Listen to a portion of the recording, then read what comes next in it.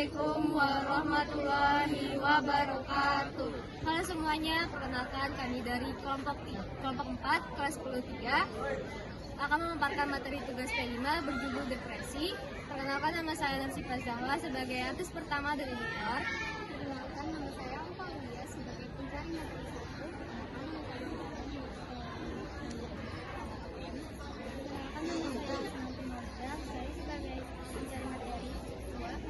Perkenalkan, saya Muhammad Badrianur sebagai aktris kedua. Dan terakhir adalah saya sebagai Muhammad Rinaulia sebagai pencari materi. Semoga materi yang kami bawakan bermanfaat bagi kita semua dan menambah wawasan kita semua. Selamat menyaksikan. Wassalamualaikum warahmatullahi wabarakatuh. Apa itu depresi? Depresi adalah salah satu bentuk kondisi kesehatan mental yang dialami banyak orang dan seringkali muncul berbarengan dengan kecemasan. Depresi bisa ringan dan sementara atau berat dan berkepanjangan. Ada orang-orang yang mengalami depresi hanya sekali dalam hidupnya. Ada pula yang mengalaminya beberapa kali. Depresi bisa berujung pada tindak bunuh diri, tetapi ini bisa dicegah dengan dukungan yang tepat. Penting untuk mengetahui bahwa ada banyak hal yang bisa dilakukan untuk membantu anak-anak muda seperti kita yang memiliki dorongan untuk melakukan tindakan ini. Depresi yang dibiarkan tanpa penanganan bisa berdampak serius, baik secara mental maupun fisik.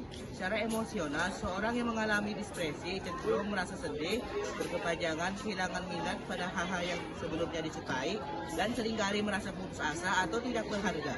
Jangan dibiarkan, ini bisa menyebabkan gangguan tidur, perubahan nafsu makan, serta menurunkan daya tahan tubuh yang berujung pada berbagai masalah kesehatan.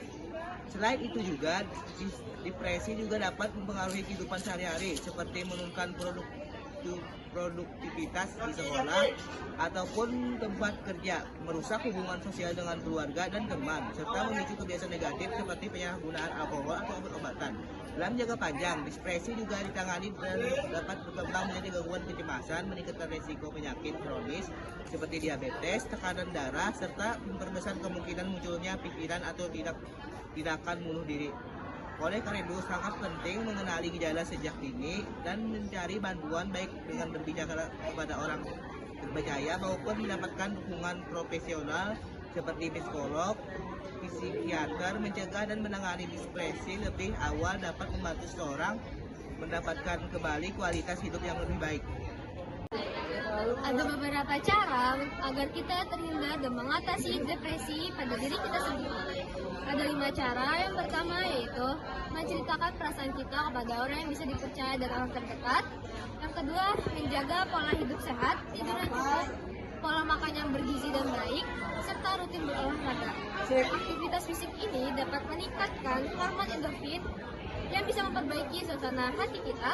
Dan yang ketiga, menghindari orang-orang atau lingkungan yang toksik atau meremehkan, yang olok-olok atau membuli.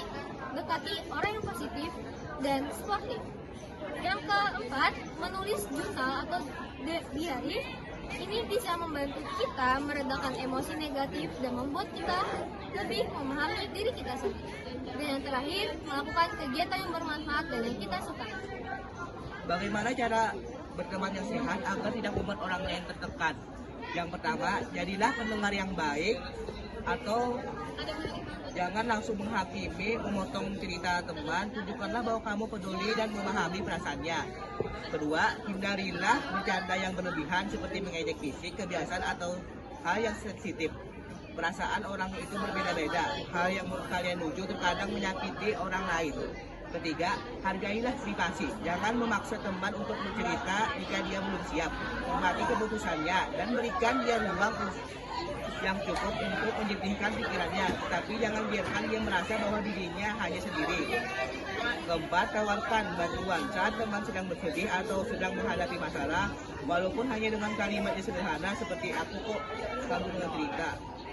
Jangan membandingkan masalah temanmu ini dengan masalahmu atau masalah orang lain. Keenam, janganlah memberikan masukan atau kritik sampaian dengan cara yang lembut dan tidak menjatuhkan. Jangan biarkan bullying terjadi. Jika kamu melihatnya, laporkan. Mari kita bangun pertemanan yang sehat dan penuh kebaikan. Stop bully dan ciptakan lingkungan yang aman dan nyaman bagi semua orang.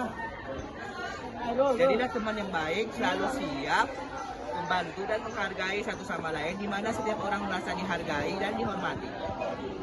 Terima kasih dan sampai jumpa lagi. Kesimpulannya adalah depresi adalah masalah kesehatan mental yang serius dan bisa dialami siapa saja, baik ringan maupun berat.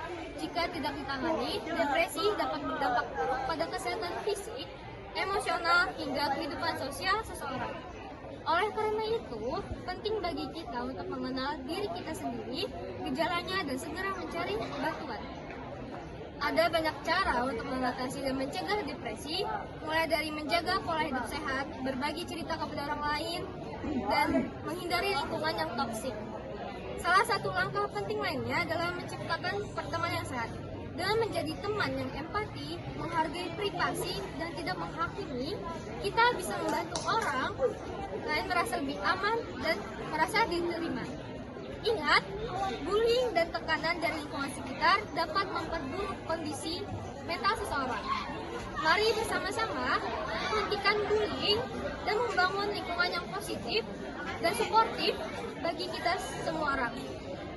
Mulai dari diri kita sendiri, mari kita wujudkan pertemanan yang sehat dan penuh kebaikan. Sekian dari kami. Wassalamualaikum warahmatullahi wabarakatuh.